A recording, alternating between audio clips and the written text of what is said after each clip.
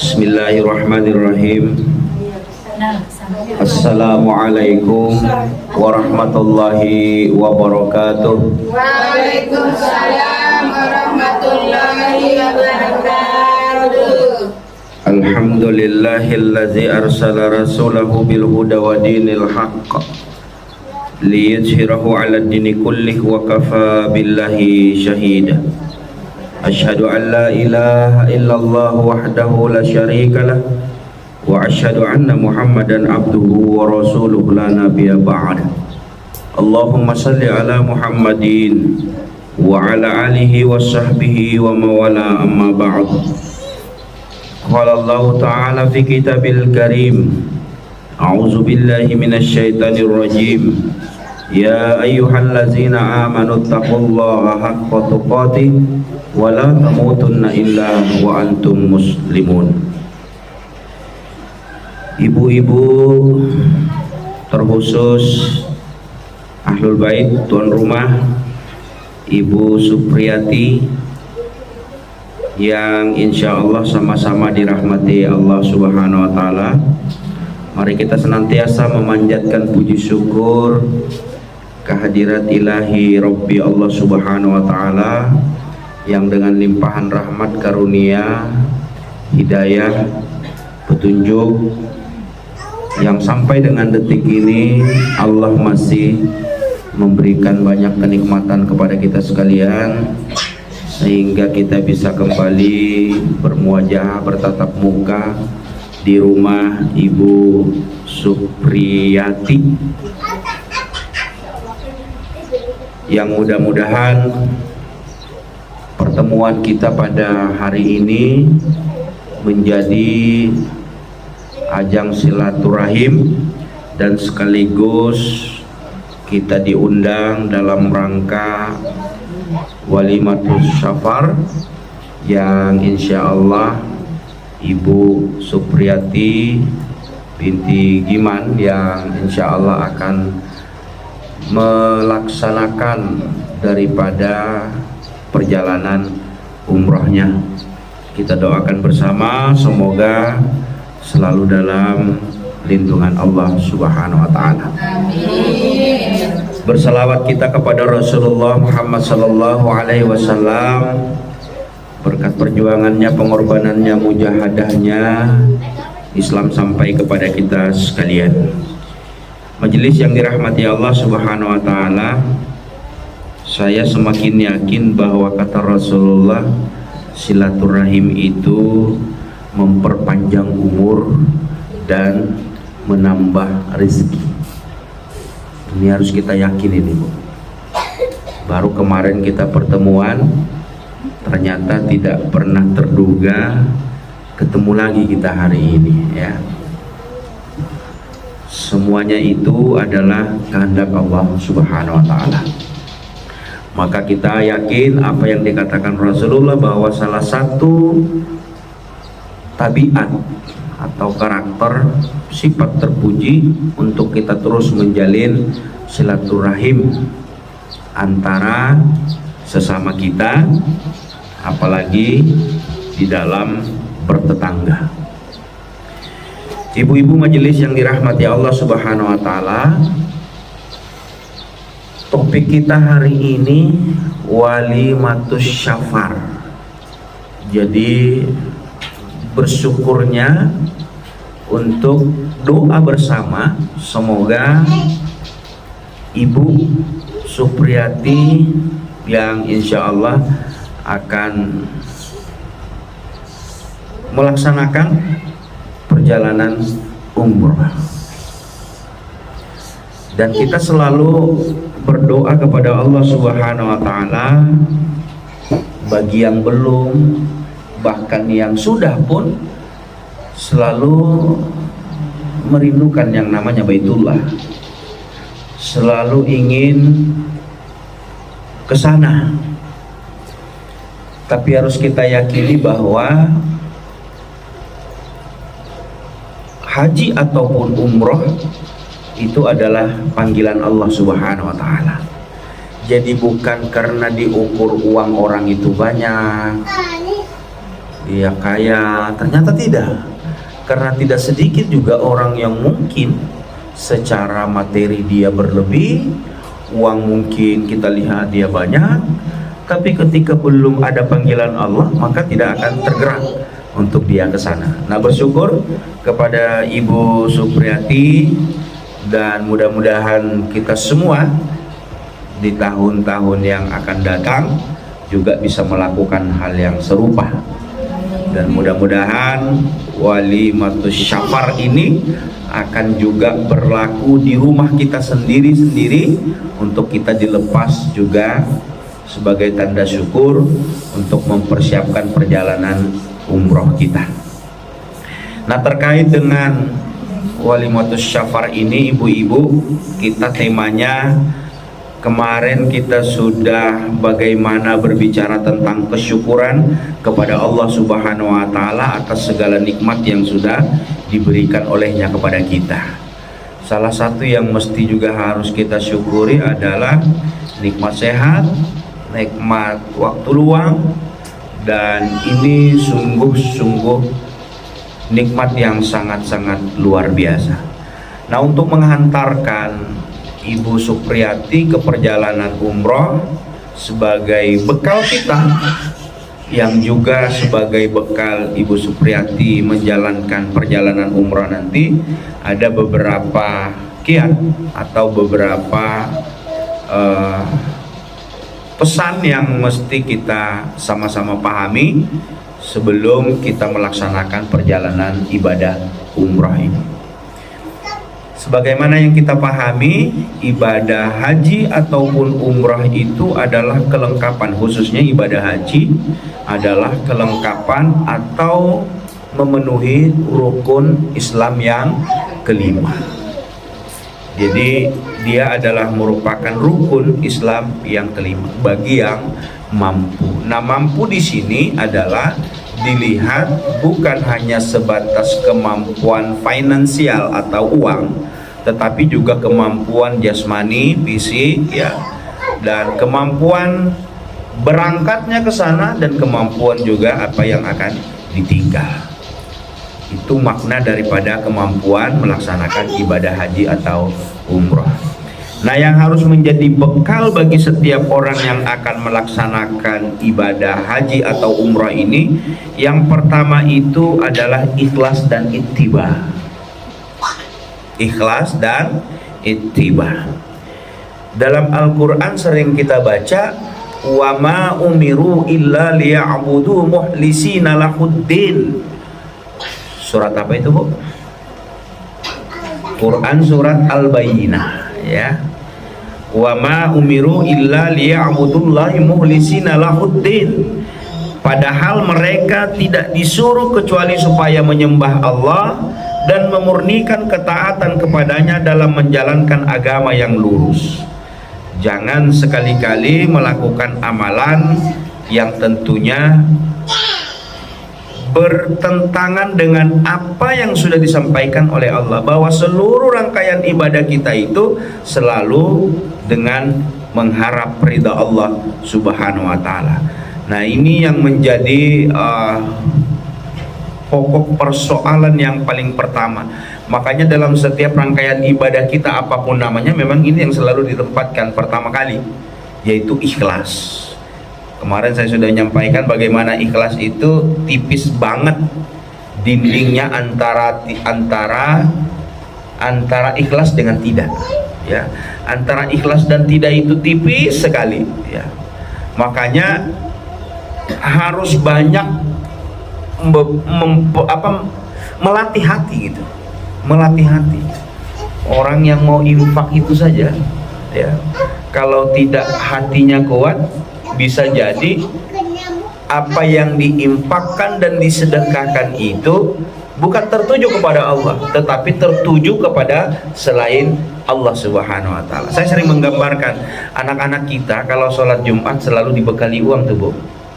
Ya, anak-anak kita yang laki-laki kalau hari Jumat biasanya dikasih dia duit, apakah 5.000, 10.000, Untuk apa? Melatih dia untuk berinfak, bersedekah. Nanti di masjid baru dimasukkan ke kotak amal. Nah, bagi orang yang dewasa bagaimana? Lebih-lebihnya orang-orang yang dewasa sudah menjadi satu keharusan dia untuk melatih dirinya, kemudian sekaligus menguatkan hatinya. Berinfak dan bersedekah itu ukurannya kan bukan nilai berapa yang kita kasih, tetapi seberapa ikhlasnya hati kita di dalam berinfak dan bersedekah. Kalau kotak amal itu kenceng larinya melewati jamaah, itu biasanya yang masuk recehan, ya kan? Tapi kalau dia bukan recehan, warna hijau, apalagi warna biru, apalagi warna merah, pelan dia. Kenapa kira-kira, Bu? Kalau recehan, kotak amal itu kenceng larinya. Tapi kalau dia warna hijau, apalagi warna biru, apalagi warna merah, pelan jalannya. Kira-kira apa yang menyebabkan kotak amal itu berjalannya seperti itu? Jawabannya, Ibu, kalau uang receh yang masuk, pasti yang memasukkan itu buru-buru, karena dia khawatir dan takut, merasa malu kalau ini hanya uang receh. Maka disegerakannya masuk, cepat jalan. Tapi kalau yang hijau, apalagi yang biru, apalagi yang merah, pelan-pelan. Kalau perlu uangnya diurut dulu, ya, dilipat baik-baik, begitu lewat masukkan. Akhirnya apa? Pelan jalannya. Ini gambaran saja, Bu, ya, walaupun tidak ada kenyataannya seperti itu. Tapi yang pasti disitulah hati kita diuji oleh Allah Subhanahu wa Ta'ala.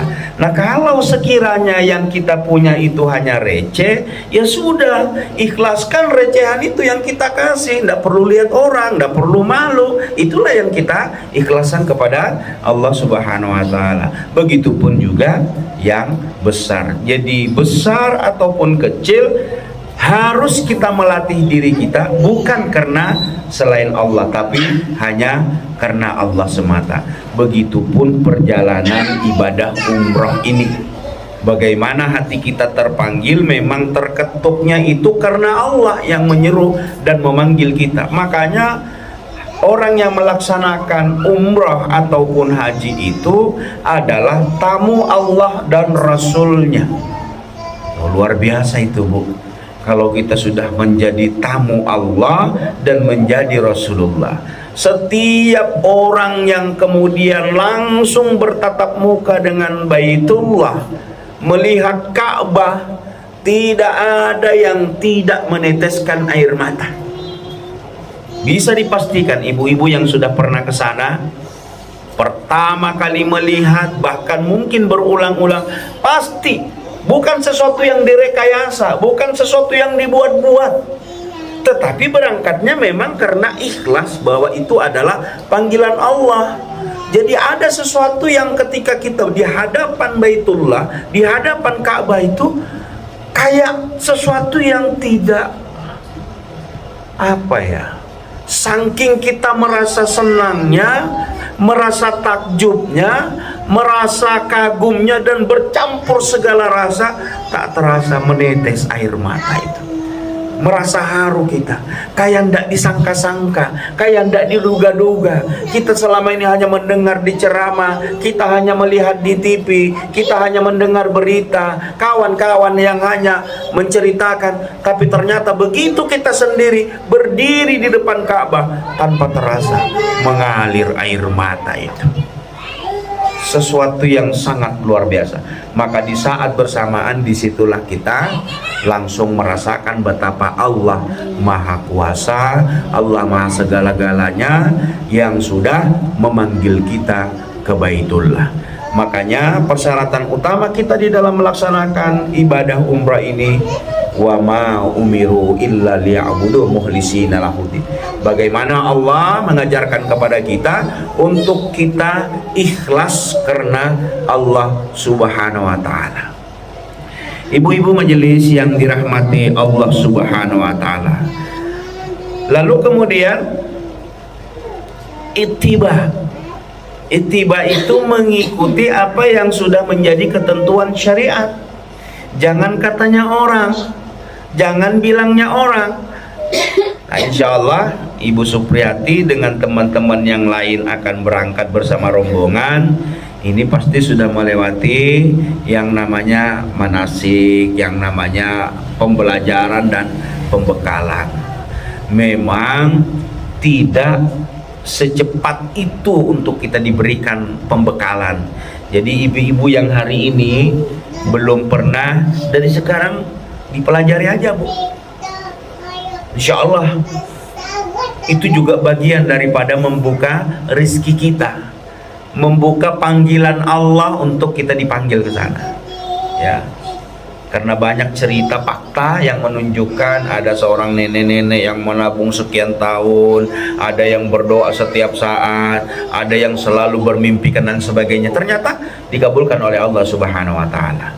Jadi dari sekarang memang harus kita persiapkan supaya nanti kita Allah memanggil untuk kita melaksanakan ibadah umrah, kita tidak lagi merasa kaget atau merasa kesulitan. Ittiba dimaknai adalah mengikuti apa yang menjadi petunjuk Rasulullah Sallallahu Alaihi Wasallam. Mengikuti petunjuk Rasulullah ini dimaknai bukan kita mengambil apa katanya orang. Nah, tentunya pembekalan-pembekalan di dalam pelaksanaan ibadah umrah ataupun haji yang akan dilaksanakan biasanya pembimbing langsung yang mengajarin kita apa-apa yang kita lakukan, persiapan-persiapan apa yang harus kita siapkan. Di situ biasanya sudah disampaikan kepada setiap calon jamaah umrah. Tapi intinya perkara hati tadi ini yang merupakan bekal utama kita. Ikhlas, kemudian i'tiba. Lalu yang ketiga yang juga tidak kalah pentingnya, mulai kita berniat ikhlas kepada Allah untuk melaksanakan apa yang menjadi panggilannya, yang mengharap ridho Allah Subhanahu wa taala agar pahalanya kita diberikan oleh Allah, maka yang selanjutnya berupaya menjauhi larangan-larangannya. Apa yang menjadi larangan-larangannya? Kita sudah tahu. Semua apa yang menjadi larangan Allah jangan lagi dilakukan. Jadi dari sekarang setiap orang yang sudah berniat ikhlas mengerjakan ibadah umrah, maka setiap larangan-larangan yang dilarang oleh Allah jangan lakukan. Ini bukan berarti orang yang tidak umroh boleh melakukan, tetapi ini mengajarkan kepada setiap calon jamaah umrah itu dibekali kekuatan hati agar dia menyelaraskan keikhlasan hatinya dengan komitmennya untuk melakukan kebaikan-kebaikan kepada Allah Subhanahu wa taala. Maka dihindari sekali perbuatan-perbuatan yang memang dilarang. Tidak ada lagi dia gibah, tidak ada lagi dia menceritakan orang, tidak ada lagi dia macam. Jadi setiap hal-hal yang memang dilarang dalam agama itu sudah tidak dilakukan. Jadi semakin dekat waktu pemberangkatan, maka semakin kita berkonsentrasi dan fokus kepada amal-amal ibadah kita di dalam pelaksanaan ibadah umrah itu sendiri. Berbohong, menipu, apalagi berbangga-bangga, itu sudah harus kita buang jauh-jauh. Jadi setiap apa yang dilarangkan oleh Allah jangan kita lakukan. Karena ini bagian daripada komitmen bagi orang-orang yang akan sudah melaksanakan perjalanan ibadah haji atau umroh. Ada komitmen untuk menjadi taat. Jadi ingat, kalau kita ingin melaksanakan rukun Islam, apakah syahadat kita, apakah sholat kita, zakat puasa kita selalu berujung kepada taatnya kita kepada Allah Subhanahu wa Ta'ala. Maka perjalanan umrah ini pun sebenarnya ingin menghantarkan pelakunya menjadi orang yang taat kepada Allah Subhanahu wa Ta'ala. Nah, kalau tidak dipersiapkan bagaimana menjadi orang taat, maka ini akan sangat sulit. Makanya hal-hal yang dilarang itu sudah tidak boleh kita lakukan. Melatih diri sudah. Karena bentuk semua ibadah yang diperintahkan oleh Allah kepada kita berujung kepada takwanya kita kepada Allah Subhanahu wa Ta'ala. Ibu-ibu majelis yang dirahmati Allah Subhanahu wa Ta'ala. Lalu selanjutnya di dalam pelaksanaan ibadah umrah, setelah sekuatnya menjauhi segala larangan, ya, lalu kemudian harus sabar dan tabah. Nah, ibu nanti pasti akan banyak menemui yang namanya ujian-ujian dalam perjalanan itu, ya. Tidak bisa tidak. Makanya tadi larangan Allah untuk tidak melakukan yang tidak boleh ini juga akan berefek kepada apa yang akan diujikan oleh Allah. Apalagi di tanah haram itu dia kontan dibayar. Jangan coba-coba kalau misalnya nih kita bilang tidak ada uang, betulan langsung tidak ada uang. Saya awalnya juga tidak terlalu yakin cerita-cerita orang gitu kan.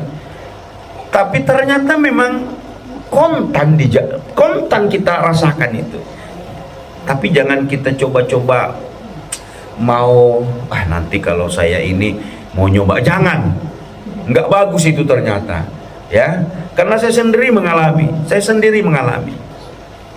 Saya rombongan di 2019, rombongan ketika sudah di bandara, teman-teman rombongan lain ini sudah ngumpul bagasi rombongan.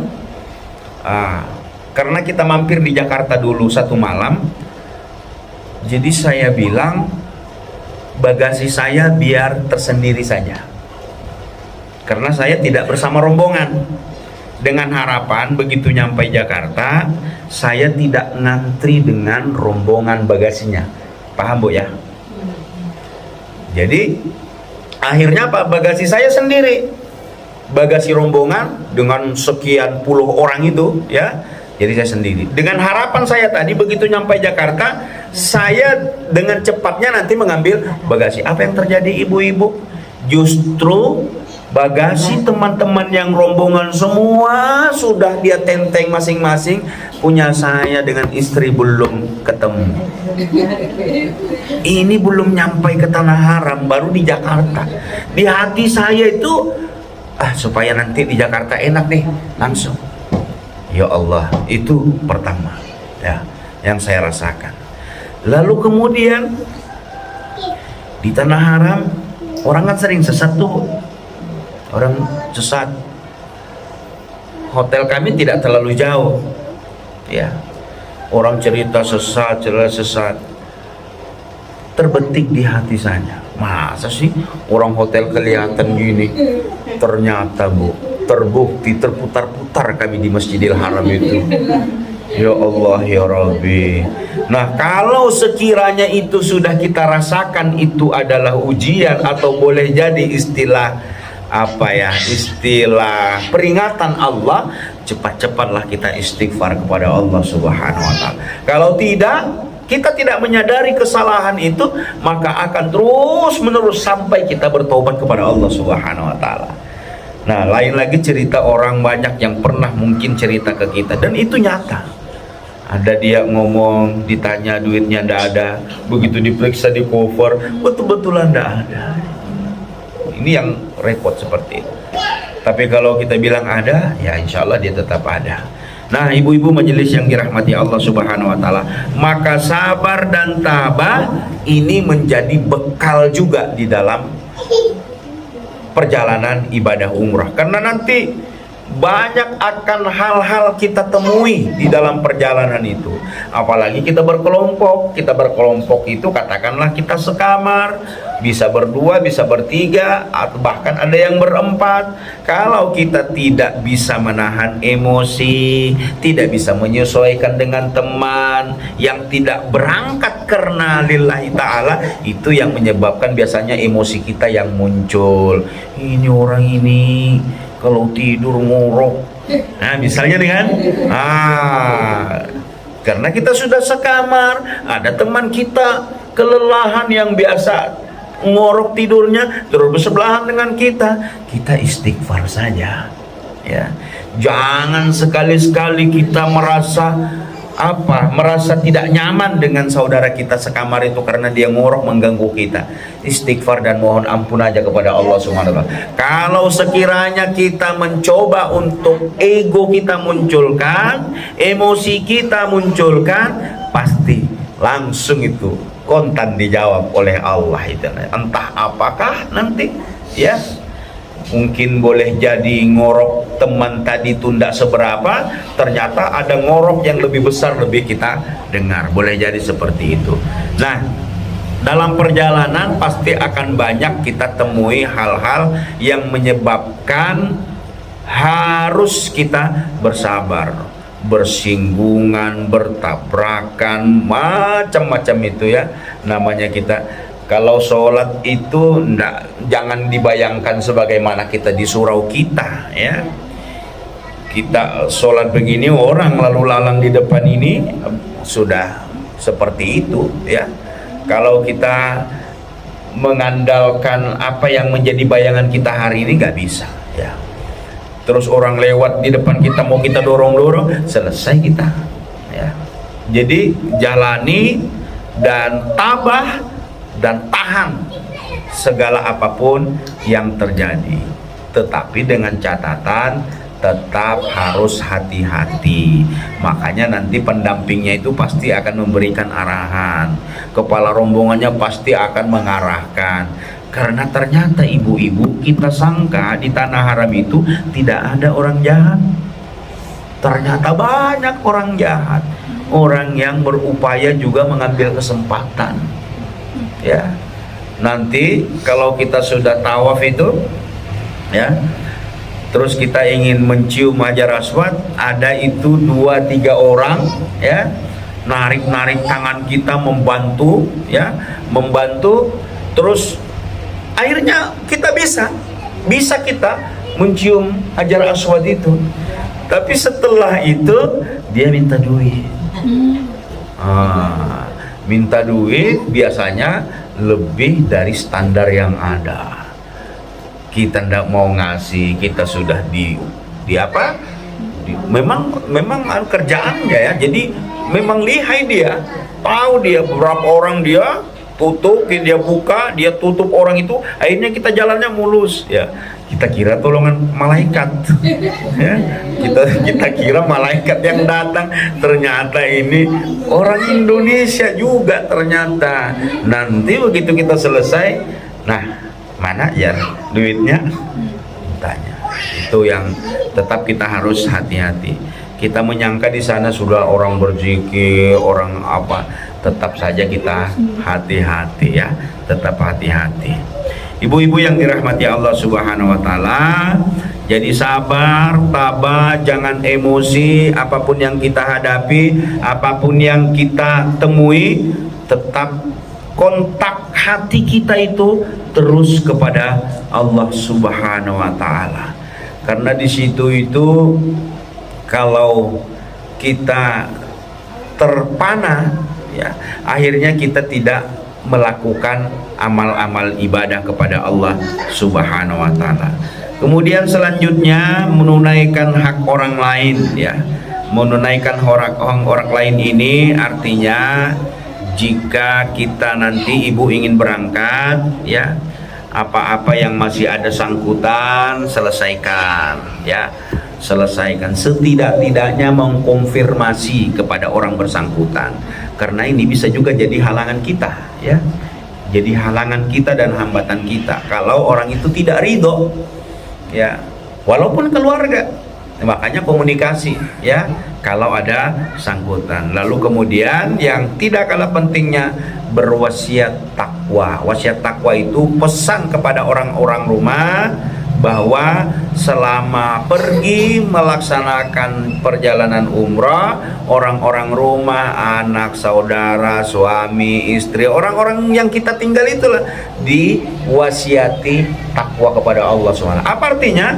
Takwa kepada Allah itu artinya memberikan isyarat, memberikan perintah, memberikan wasiat kepada mereka selama kita pergi berkunjung ke Baitullah melaksanakan ibadah umrah, di rumah ini jangan sampai melakukan kesalahan-kesalahan yang bertentangan dengan apa yang dilarang oleh Allah Subhanahu wa taala. Ya maaf, misalnya nih, ibu pergi umroh tapi anaknya minum-minuman misalnya nih, atau suami berjudi, anak keluyuran, tidak jelas. Itu yang dipesankan. Justru bagaimana pesan wasiat orang-orang ditinggal ini, dia bisa ngaji. Itu makanya kan ternyata saya juga awal-awalnya, kenapa ya kalau orang ibadah haji itu di setiap malam Jumat kan Bu diundang tuh baca Al-Quran, berdoa. Ternyata ini makna daripada wasiat takwa tadi. Artinya selama dia berpergian, orang di rumah itu diwasiati untuk bertakwa, artinya melakukan amalan-amalan kebaikan. Supaya apa?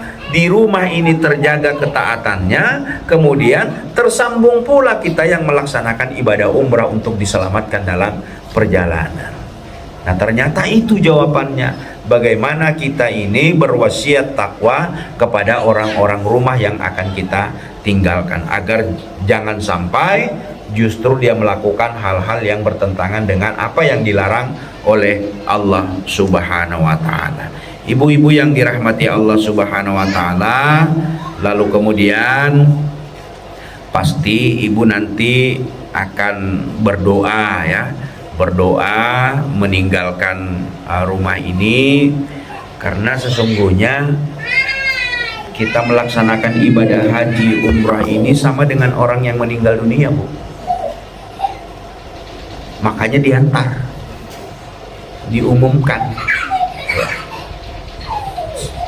minta doa ya.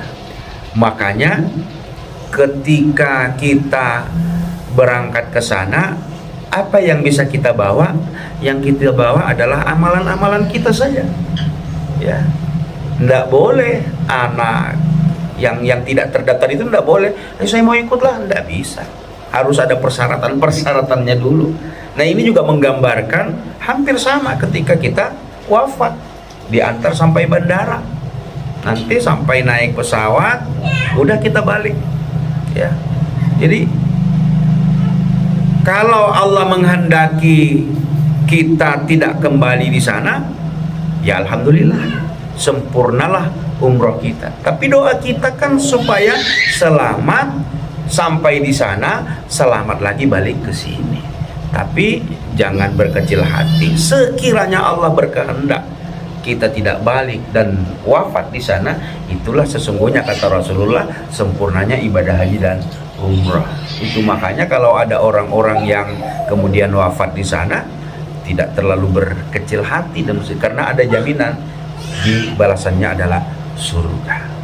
Tapi kita selalu berharap supaya bisa ketemu lagi dengan keluarga dan sanak saudara. Tapi kisarannya itu hampir sama kita dengan wafat ya. Makanya bermaaf-maafan ya, kita saling mendoakan sebelum bepergian itu ya. Yang kita bawa hanya ke sana itu adalah ketakwaan kita. Makanya di dalam pelaksanaan ibadah umrah tidak pernah mengenal siapa dia. Tidak dia pejabat, dia tidak penguasa, semuanya sama. Disitulah digambarkan dengan kain ihram itu.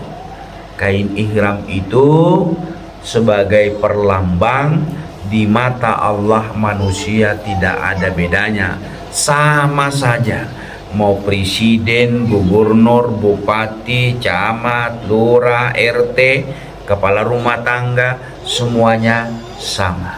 Di mata Allah tidak dilihat lagi pangkat jabatan dan kedudukan, tapi yang dilihat adalah tingkat ketakwaan kita dan kedekatan kita kepada Allah Subhanahu wa taala. Ibu-ibu yang dirahmati Allah Subhanahu wa taala. Nah, tujuan daripada ibadah haji dan umrah ini ya tidak lain adalah untuk kembali kepada fitrah. Jadi dosa-dosa masa lalu, kesalahan-kesalahan kita, ada jaminan ketika kita ikhlas mengerjakan ibadah haji dan umrah ini, niat karena Allah Subhanahu wa taala, maka itu kembali ke fitrah, kembali kepada manusia yang seperti tidak berdosa lagi. Nah, ini kan sangat luar biasa ini. Kalau ada penghapusan atau pemutihan dosa itu ya dengan cara mengerjakan ibadah haji dan umrah dengan catatan tadi ikhlas kepada Allah Subhanahu wa taala. Kemudian haji umrah ini juga sebagai pelebur dosa. Kenapa? Setiap kita melakukan kesalahan-kesalahan, sombong sedikit saja, tinggi hati sedikit saja, itu langsung itu diberikan itu. Makanya di sana kita belajar untuk rendah hati ya. Jangan sama sekali kita merasa paling tinggi, paling hebat, paling pintar, paling alim, tidak sama sekali. Betul-betul kita merendahkan diri di hadapan Allah Subhanahu wa taala. Nah, ibu-ibu yang dirahmati Allah Subhanahu wa taala, karena kita di sana itu sebagai tamunya Allah, tamunya Rasulullah Shallallahu alaihi wasallam, terutama kepada ibu-ibu yang melaksanakan ibadah umrah, maka harus sudah berjanji kepada Allah untuk berkomitmen sebenar-benar taat kepada Allah Subhanahu wa taala. Apa yang diingatkan oleh Allah, ya ayyuhallazina amanu taqullaha haqqa tuqatih wa la tamutunna illa wa antum muslimun. Jadi kata Allah, hai orang-orang beriman, bertakwalah kepada Allah sebenar-benar takwa. Jadi kalau bertakwa, lalu kata Allah sebenar-benar takwa, artinya kalau kita sudah melaksanakan kebaikan-kebaikan, ketaatan-ketaatan, ya jangan lagi dilakukan yang justru bertentangan dengan apa yang menjadi komitmen kita sebagai orang-orang yang sudah taat kepada Allah. Walaupun itu tantangannya akan ada, godaannya akan terus-menerus ada. Ya, jadi ini komitmen. Nanti kalau misalnya di depan Baitullah atau mungkin di Nabawi, di Madinah, ya kita misalnya selfie, zaman sekarang kan selfie itu kan ya. Kalau saya melihatnya tergantung kekuatan hati kita ya. Selfie-nya kita itu mampu ndak kita, bukan kita untuk berbagi merasa lebih dibanding yang lain ya. Tapi kalau diniatkan menginformasikan kepada khalayak ramai, berbagi kesyukuran kita bahwa sudah sampai di Baitullah, mohon doa kepada sahabat-sahabat untuk didoakan lancar dalam perjalanan, alhamdulillah. Tapi kalau terbetik di hati kita cerek supaya dibilang orang, oh sudah umroh, nah itu hilangkan itu, buang cepat jauh-jauh itu. Dan itu pasti ada, Bu. Nggak usahlah kita umroh, kita ke pantai, kita di jendela pesawat, kita di meja makan, kita ngumpul keluarga. Nah, setiap upload postingan kita itu, hati kita harus dikuatkan. Niatnya itu untuk apa? Jangan sekedar untuk pamer, jangan untuk dibilang orang hebat, sama sekali jangan. Tinggal meluruskan niat. Boleh jadi karena masanya, zamannya hari ini dunia medsos itu tidak bisa lagi dipungkiri, maka kita melihat postingan orang jangan bersangka buruk dulu. Oh, ternyata dia posting ini boleh jadi menasehati kita. Oh, dia posting ini ternyata dia syiar. Boleh jadi. Oh, ternyata dia ada bisnis travelnya. Jadi sangkaan-sangkaan baik kita tetap menjadi harus kita dahulukan ketimbang kita langsung mencibir, langsung kita menceritakan yang tidak baik untuk orang. Tentu ini juga ujian tersendiri bagi kita. Nah, mudah-mudahan Ibu Supriyati nanti di dalam perjalanannya selalu dalam lindungan Allah Subhanahu wa taala, diselamatkan oleh Allah, dilancarkan perjalanannya, dilindungi dalam seluruh proses ibadahnya, dan kita semua yang hadir di sini mudah-mudahan di waktu yang tidak terlalu lama kita pun juga menjadi tamu Allah dan Rasulnya ke Baitullah. Berdoa kita kepada Allah Subhanahu wa taala, mudah-mudahan Allah akan memberikan perlindungan dalam perjalanan Ibu Supriyati, dan kita semua nantinya juga akan mendapatkan kesempatan agar kita menjadi tamu Allah dan Rasulnya. Al-Fatihah. A'udzubillahi minasyaitonirrajim. Bismillahirrahmanirrahim. Alhamdulillahirabbil alamin. Arrahmanirrahim. Maliki yaumiddin. Iyyaka na'budu wa iyyaka nasta'in. Ihdinas siratal mustaqim. Siratal ladzina an'amta 'alaihim ghairil maghdubi 'alaihim waladdallin. Amin ya Allah, amin. Bismillahirrahmanirrahim. Alhamdulillahirabbil alamin. Hamdan ni'amahu wa yukafi mazidah. Ya Rabbana lakal hamdu kama yanbaghi li sultanik. Allahumma salli ala Muhammad wa ala sayyidina Muhammad. Allahumma rabbana taqabbal minna salatana wa siyamana wa qiyamana wa raqadana wa sujudana wa tabwadana tamim insyaallah ya Allah ya Rabbal alamin. Rabbana ighfir lana wa li walidina warhamhuma kama rabbayana shaghira wa li jamil muslimina wal muslimat wal mu'minina wal mu'minat al ahya'i minhum wal amwat innaka ala kulli syai'in qadir. Allahumma inna nas'aluka salamatan fid din wa afiyatan fil jasad wa ziyatan fil ilmi wa barakatan fil rizqi wa taubatan qablal maut wa rahmatan indal maut wa maghfiratan ba'dal maut. Allahumma hawwin alaina fi syarafatil maut wa najhindal hisab. Rabbana hab lana min azwajina wa dzurriyyatina qurrata a'yun waj'al muttaqina imama. Rabbana atina fid dunya hasanah wa fil akhirati hasanah wa qina azabannar. Subhanaka rabbika rabbil izzati amma yasifun walhamdulillahi rabbil alamin. Demikian ibu-ibu apa yang dapat saya sampaikan sedikit tauji pengantar perjalanan Bu Supriyati pada hari ini. Wabillahi taufiq wal hidayah. Assalamualaikum warahmatullahi wabarakatuh. Waalaikumsalam warahmatullahi wabarakatuh. Kepada Ustaz, nanti saya dikomplain lagi karena Lupa lagi deh. Ustaz Daud Baharudin SAG MPD ya Pak ya. Ya, waktu dan tempat saya persilakan. Suaranya kurang. Itu iya. Ibu-ibu bisa dengar kah? Di dalam. Kayaknya di luar aja yang dengar. Di luar enggak butuh.